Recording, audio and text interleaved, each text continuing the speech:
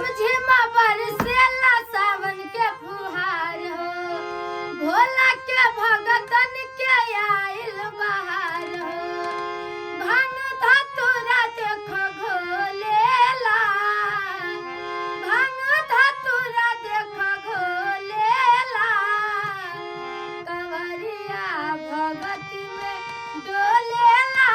कि देव घर बम बम बोलेला कंवरिया भगती में डोलेला कि देव घर बम बम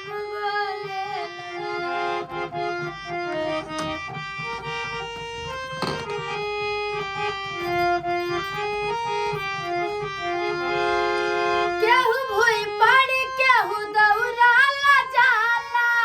रुके नहीं पाँव भले पड़ जाए छाला केहू भूई पड़ी केहू दौड़ाल जाला रुके नहीं पाँव भले पड़ जाए छाला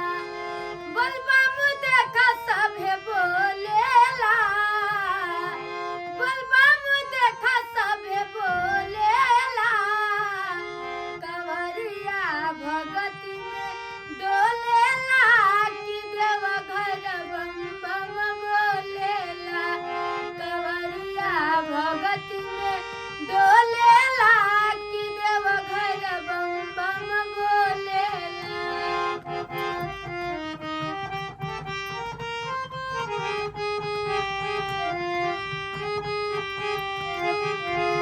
भोला के महिमा पाय पराम पार हो देव घर नगरी में होला जयकार हो भोला के महिमा पाय पराम पार हो देव घर नगरी में होला जयकार हो जाते उमेश के टोले बा जाते उमेश के टोले बा कंवरिया भगती में डोलेला कि देव घर बम बम बोलेला कंवरिया भगती में डोलेला कि देव घर बम बम बोलेला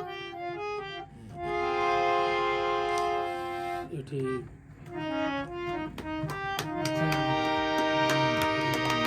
कैसे खेले जैबू सावन में कजरिया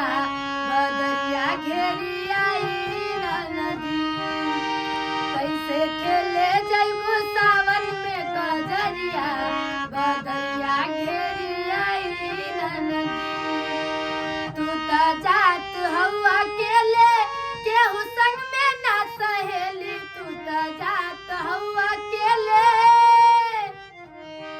तू तो जात हवा केले केहू संग में ना सहेली छैला रोकली है तोहरी डगरिया बदरिया घेरिया नदी कैसे खेले जैबू सावन में कजरिया बदरिया घेरिया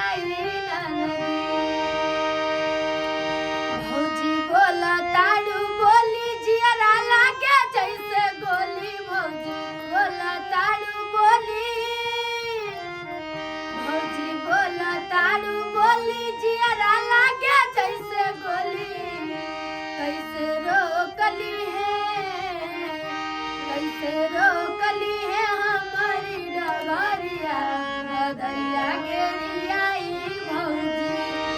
कैसे खेले जैबू सावन में कजरिया बदरिया घेरिया नदी कैसे खेले जैबू सावन में कजरिया बदरिया घेरिया नदी ये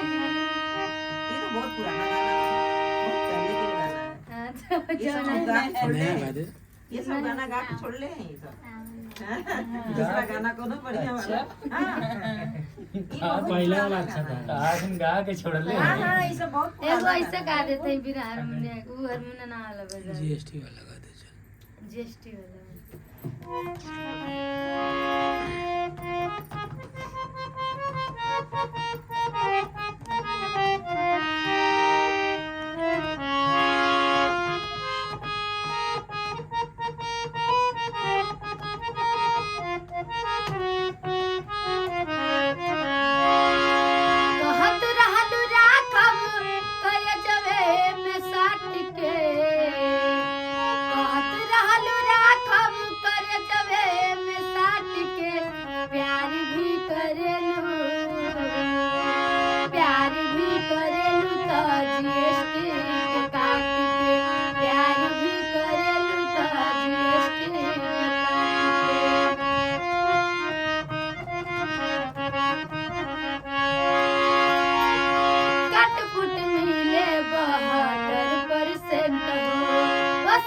ज्यादा लागे तो हर पाउडर सेंट कटपुट मिले 72% उससे ज्यादा लागे तो हर पाउडर सेंट चटनी समोसा खा लो फुल्कियाँ चाट के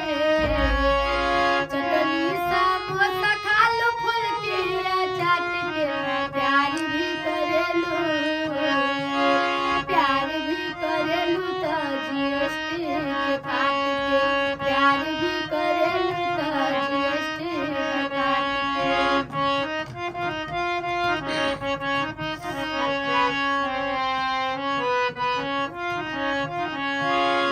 रज बढ़ल जात बिया तोहर खर्चा हमरा के देखी लोग करे रे चर्चा रज बढ़ल जात बिया तोहर खर्चा हमरा के देखी लोग करे रे चर्चा अनपढ़ भइली ना घर के ना घाट के अनपढ़ भइली ना घर के ना घाट के प्यार भी करेलू तो जीएसटी के